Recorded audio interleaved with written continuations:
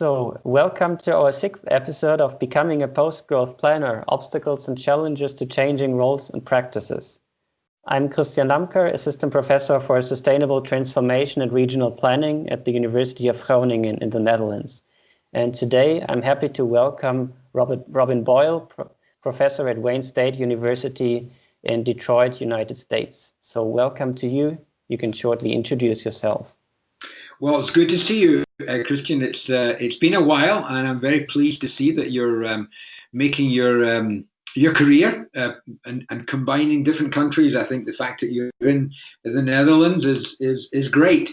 I made a big change, a bit further than you, from Dortmund to Groningen, but my background in Scotland and in the UK, and then over here, I think has given me a very interesting insight into many topics in planning, not least the topic that you and your colleagues are exploring through the Post-Growth Planning project. Thank you. So if we start, if you look into today's planning practice, how would you describe a typical today's planner in general, but also in your context of Detroit? Well, it's actually a difficult question. How would I describe today's planner? Well, let me start, if you don't mind, by putting a little bit of context, because I think that might allow me and allow you and your listeners to realize that there's such diversity around the planning profession. And if you don't mind, I'll just spend 5 minutes or so, or maybe less, just setting the context. I can do this in a cross-national context because I've been involved with this for a long time. One of the things that I worked on many 30 years ago was a book called Privatism and Urban Planning in Britain and the United States. It was published in 1989, 1990. And I went back to that to set myself up for this conversation because so many of the things that you are hinting at or talking about, we were talking about 30 years ago. During just at the end of President Reagan's period and Margaret Thatcher's period in Britain and Reagan here in the United States. Because one thing that we explored and one thing that I do want to talk about today is culture. The culture in which planning operates and the culture that planning then has as a framework for how it operates. And I think it's important for your listeners, wherever they come from, to understand that planning in the United States is shaped by what I have called, and we have called, a very deep-seated commitment to growth.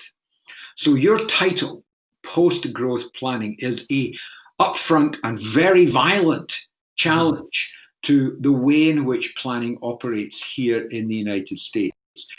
And it's a cultural commitment to growth, which is also, I think we'll get back to discussing this as well, it is something that is largely measured through the prism of economic change. Wealth, accumulation, prosperity, acquisition. That is the measurement of change that is the United States of America, and that affects the way in which planning operates. Now, roughly, public planning has been around in America for about 100 years. It's actually interesting that in 1920, the fundamentals of public planning were put in place. So you might think, well, surely there's been 100 years now of a public involvement in looking at cities and how development occurs. And that is the case. Planning is important in the United States of America, in almost every state, including Hawaii, by the way, which is one of the most planned places in the Union. But I would argue, and we've argued, and I would continue to argue, that growth has been part of this project. It's using public action and public policy to actually promote, not what you're talking about, a post-growth situation, but a growth situation.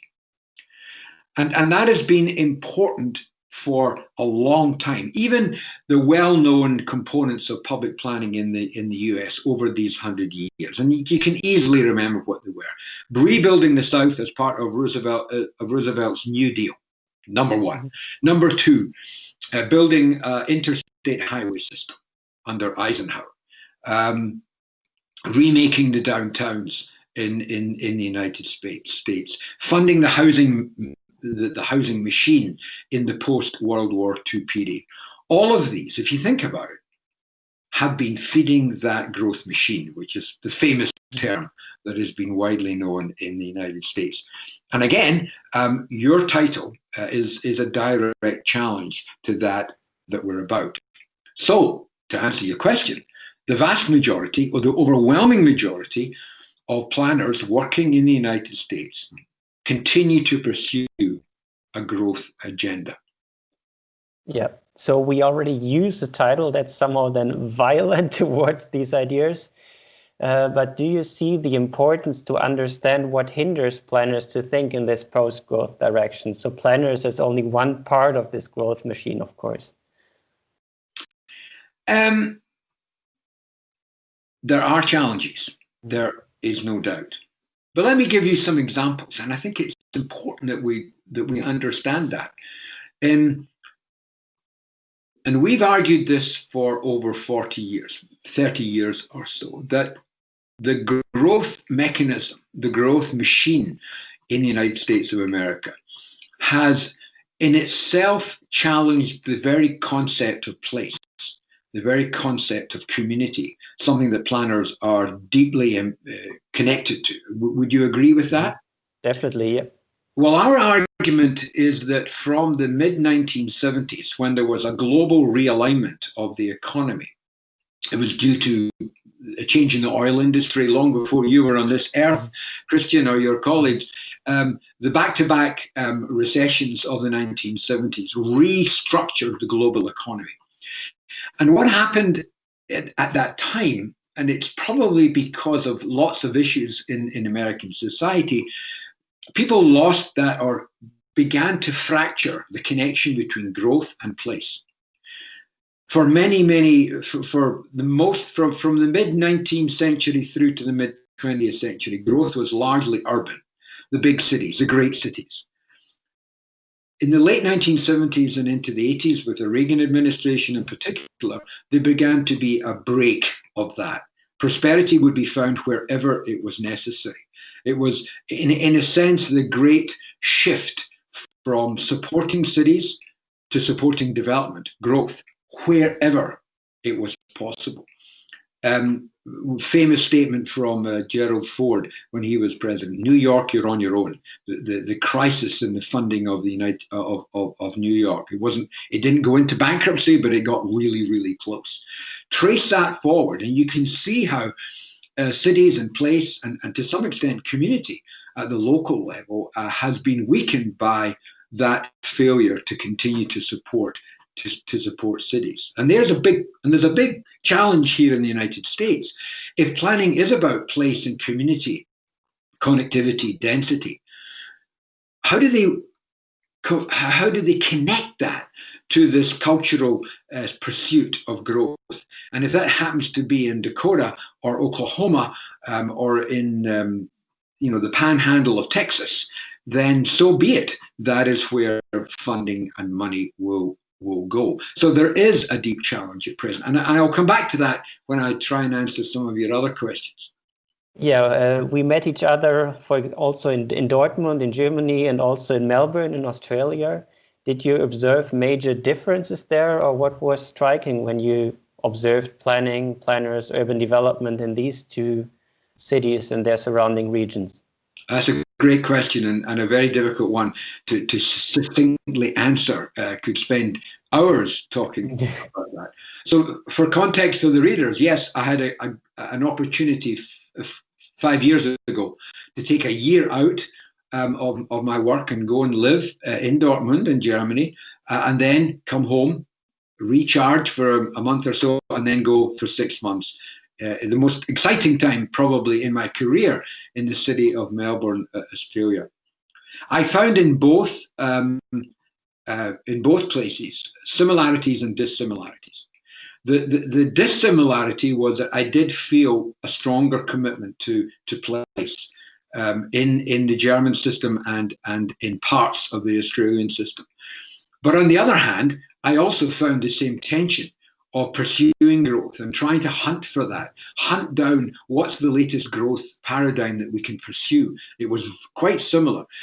For example, just one example, suburban sprawl, the failure to hold on to boundaries, to move across the flat plane of economic development is alive and well in Australia. The real growth was, 20, 30, 40 kilometres outside downtown. Everybody knows of the downtown metropolitan miracle that is Melbourne, around the Yarra River and what happens in that vibrant downtown. But much of the development is occurring way out in the suburbs of Melbourne. In Germany, similar, that you can see that, although there is that strong commitment to holding on to onto the city itself.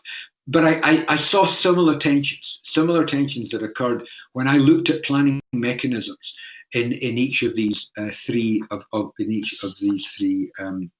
countries. And how is the situation today in Detroit or the region surrounding Detroit, especially now that some have talked about a revival of Detroit, which is largely connected to growth again? What would you describe the situation there today?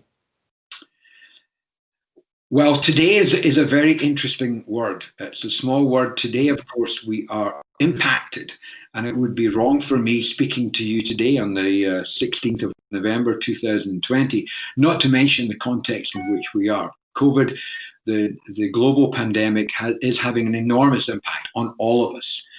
But I want to try and not get too involved with the current situation that is obviously going to have an impact. It's having an impact and will have an impact for at least 10 years, in my opinion. But you asked the question about Detroit today. Let me use that to focus on that opening question. Who are the planners today? I think that planning today, people in public office, and that is the largest proportion of the planning profession. I need to make that clear. A lot of people think that in America, everybody's in the private sector for planning. That's not the case. A significant proportion of trained planners work in government. And what are they addressing today? And I push COVID aside. Mm-hmm. Well, there is a very interesting dynamic emerging in the United States of America that has been really fueled by what has occurred over the past 4 or 5 years, and more recently by concerns of particularly racial inequality, and also class inequality. Although that, of course, in America is hidden, it's pushed back, but it's largely a racial concern. And it impacts the planning system largely through housing, because a lot of people are arguing that the housing market, the private market, the privatism in housing has been particularly impactful against those of color, people of color, and racial minorities, in some places majorities, as is the case here in the city of Detroit. So people are beginning to really ask questions about the way in which the planning system, particularly the land use system, is impacting the delivery, the access and the opportunity in housing. Now, I'm a bit of a skeptic, I'll be blunt. I'm not altogether convinced that somebody's going to flick a switch and all of a sudden racial disparity will disappear through a revaluation of the zoning system, which is what people are beginning to talk about. I think it is going to take a great deal more about that. So that's one issue. The second issue is something that's been there for about 20 years, maybe longer, here in the United States, and that's the whole question of the extent to which climate change can be impacted by the way in which planners make decisions. And there's a lot of small-scale change, which has been quite impactful, but does it change the needle? Does it move the dial as compared to the use of concrete, the depletion of natural resources, the way in which we power this country, which is largely driven by fossil fuels, as you know. Nevertheless, it is a conversation which is constantly coming through the planning system. By that I mean the detailed planning system. I don't mean, you know, master plans and all that stuff. I mean the day-to-day control of development. That's a second item. And the third question takes us back to where I started, and that is, to what extent are we seeking to rebuild place? To what extent are the questions of being together as people, living relatively close to one another, the density question, the accessibility question, the mobility question, how are these actually being developed by today's planners as they go forward? It's a really tough question, and that's where COVID comes back front and center, because there are a lot of issues about that. The question of, if planning came out of a public health concern 200 years ago, we've got a public health concern today. And what are we being told? We are being told to be careful where we gather, who we gather with, how long we spend with people, how much daylight and sunlight do we have. These are questions that have been front and center. Go and pick up any planning text, and the first conversations will be around our health. Correct? Yep, definitely. So we're back there. And I think that is having an impact on the way in which planners are talking about the future today. Yeah, I just remember when we drove through Detroit and we saw many nice places where things were happening, but then all the question, how does that hold together on an urban, not to say of a regional scale? So the issue of planning also the larger scale concerning different land uses. So I can imagine what you're talking about, especially in the Detroit context. So let me go back to your question about what do planners do. I do think it's important to understand that the majority of planners who come through a very rigorous and I think a really good training process here in the United States, and I can say this because I've done both. I've worked in both of them. And I think what happens in programs here in the US is something that I'm very, very proud to have been part of. But when they get out into their jobs, the growth machine really has an impact on what they do. I looked up the numbers. About 2/3 of all planners work in the public sector. And when you ask them what they do, more than half of them deal with the day-to-day activities of what we call site plan review, or working on how development is going to impact existing communities. But at the end of the day, it's an approval process. It's a process which is largely approving development that is considered to be in the best interests of the community in which these planners serve, but also in the interests of the developer and the investor and the builder who brings the project to the table. And that is what a large proportion of planners actually do. And at the edges, they can have an impact on the topics that you and I have just been discussing. But truthfully, much of what their activities are to continue to see investment occurring in cities. And if we go back to Detroit, there is an overwhelming pressure to try and find ways in which development can be brought back. The machine was running at a very low level in Detroit, if not dying in Detroit. The empty city, the city that no longer had development. And many argue that in order to rebuild the city, and that is what is happening in pockets, in small parts, is to get the growth machine to come back. And of course, that brings us back to the whole culture, the whole undergirding of what the American city is about. So there is a consistent tension that people are addressing as we go forward. Now, how COVID is going to change that is really very interesting indeed. And I have no crystal ball, but I can say some things about it if you want to have that conversation. So let me ask you a question. Yep. How have your other guests dealt with this current environment, this current pandemic, as part of your post-growth scenario? In this podcast, we didn't address the Corona crisis too much, but it's our aim was not to do a Corona podcast but to think a bit beyond Corona on the general issue of becoming a post-growth planner. But indeed, Corona is a huge problem for, I guess, across our guests on what it means to deal with urban space and to hold a community together, to plan together, and also not to lose people that are out of sight, people that lost their jobs, lost their places to enjoy. So it changes especially many things for low-income people, for people in the relevant, most important jobs for our society now in health systems, in public services, and so on. To those people that are rarely seen by some others, but that really care for that the whole system, the whole city works. Mm. And I mean, there are several examples that I think are very troubling. And one of them is connected to what you just said. Many of the people who are supporting our healthcare services and our support services are people who don't have a great deal of wealth.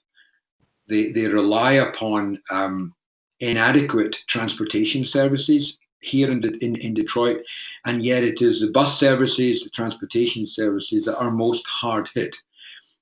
Deep concerns about being in confined spaces like buses or shared transit of some form or another, and yet they are the people who are most badly needed to help us go through this concern and this situation that we find ourselves in. And we don't have easy answers to that. A lot of people go back the way to saying, well, you're safer in your own car. Well, it's all very well, but if you don't have a car, you don't have access to a car, then you are reliant upon a system that is being criticized because it's a place where people potentially can be impacted by this pandemic. So there are so many of these problems that connect between personal activity and public activity that planners have to deal with on a regular basis. It's yet another difficult challenge. Yeah, and also if you take economic growth, many of these essential workers don't add that much to growth in their individual income numbers, and they don't pay that many taxes, but still they are the ones who keep us all alive, even in immediate senses. And that brings me to another really good example that is very relevant to you and to many of your listeners, and that is this whole argument that emerged here in the US but spread over the rest of the world, that universities and colleges and higher education was very much part of the growth machine, the anchors of the economy and the anchors of urban development.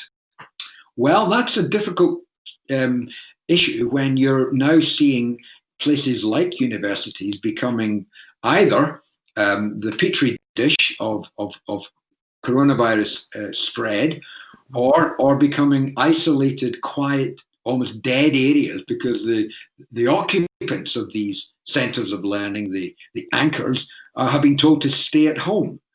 So here's an immediate challenge to one of the knee-jerk responses to the new economy, which occurred over the past 15, 20 years or so. Maybe these big institutions sitting there across the world are not quite as powerful as people thought. Hard to say, but also what you're talking about is also Groningen. We still have some on-campus teaching, but you can imagine the campus looks different with very few students, some staff members, and the whole issue of also the community building between students and staff members, teachers, and everyone around just works differently if you're spread around in individual offices, in individual homes, or even small rooms. Indeed, and even more bluntly, the whole idea of these institutions like higher education being the anchors in the economy was the spillover, the spread effect, if you want, classic economics. So if you get 20,000 people on one place, they're going to go and buy coffee. They're going to, buy a newspaper, they're going to buy dinner, they're going to buy clothes. So the economy, the local economy, spreads out from these centers of attraction where the density creates economic activity. Take that away, what happens to the neighborhoods around these major institutions that people have talked about over the past 20 years? And planners have led that. We have. I can give you a dozen books about the power of the university development and creating new place and new community. Well, gosh, if that goes away, we need to rethink things. And that's just a little example, a tiny little example of the impact of what we're dealing with at present. I don't have any answers, but it's certainly food for thought. Yeah. So let's imagine we are in today's situation. Do you have a specific advice for a planner today to take the courage to think a bit beyond growth, to use some post-growth thoughts in his or her practice? Well, let me turn that around a bit and say that if you come from a place like Detroit and you're at school in Detroit or any of the institutions around us, and we've got some great institutions, the whole question about growth and post-growth is part of the agenda. It is part of the way in which we talk. Now, as I've argued, there's a cultural commitment to growth, but at the same time, there's what's staring you in the face. The loss of what was our growth machine, in the case of Southeast Michigan, the automobile industry and everything it brought, not just to our area, but to metropolitan and urban America. What do we do what have we done? What will we do when that changes and moves in a different direction? How do planners deal with the land use and physical implications of change in that way? And I would say that, and this is again, to some extent, going back to what I said before, I think the educational system here in the US has done quite a good job in making people think about that. We don't have any answers, but I think we send our students out into the world with a realization that there are no simple answers, and it does take a long time. I think one thing we've talked about is the question of time. Time and place are connected, and you can't expect a change to happen particularly quickly. So you asked me to say, please finish the sentence for us. Post-growth planning is? Post-growth planning is to have an understanding of this spectrum, this connection between the places that have been created over time. We are always evolving, so try and push COVID away. We're always evolving as we go forward, and I think planners need to be aware that yes, they have an immediate challenge that next week they have to approve or not approve or recommend or not recommend a particular development, but they need to be aware that their decisions or their recommendations, because it's how the system actually works. Planners don't often make decisions. They give information to others to make decisions. We need to remember that. But when they're doing that, they need to remember that there will be implications in the future as change occurs, as the economy and as society moves and changes. They will have implications for tomorrow. So yeah, good to keep some long-term thinking and even visioning alive. Mm-hmm. So thanks, Robin Boyle, for joining us today for this episode. And many regards also from Viola Schulze-Dieckhoff and from others active on post-growth planning here in Europe, in the Netherlands, in Germany. So thanks for joining us. Good, thank you.